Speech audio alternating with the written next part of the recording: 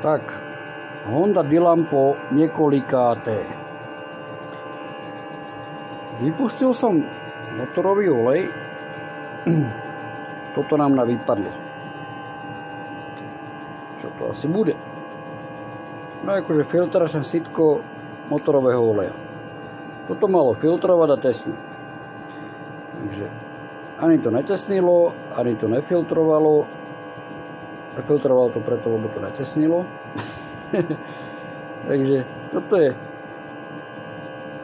šmolkovská čepica. Takže toto tam bolo. Ano. Takže keď niekto si mení doma olej a má nervy, lebo to tam nevie dostať, lebo na to tlačí prúžina, do toho si dá pivečko 2-3 a tak to tam nejako to tam narvem, zatáhnem. No, tak to tam narval, zatáhol. Takže takýto klobúčik krásny z toho vznikol. Ako je to pekné pre barbiu alebo tak. Ale do motora.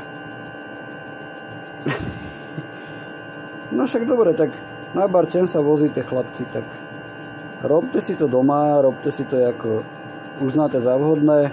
Vozte sa, potom to predajte nejakému rýchlo.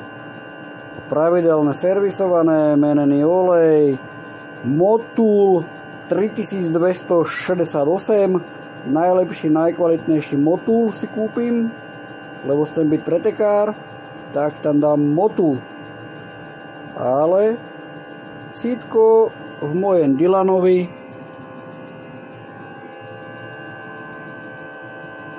Dylan, to bol ten z Beverly Hills 9C210, taký fešák. Už sa prefetuval a zdechol asi. Mám taký vodojem. No ale Dylan.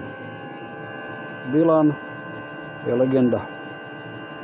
Toto bude ďalšia legenda. Pridám si to tuto niekde na nástenku medzi legendy. Tam sa to hodí. Tu sa to. Niekde. Neviem. Tu sú legendy. Legenda 1, 2. No to som ja, to nie je legenda. Tam je legenda. Legenda Štefan. Legenda Miller. A legenda Sitko. Pribijeme na scénu. Takže tak.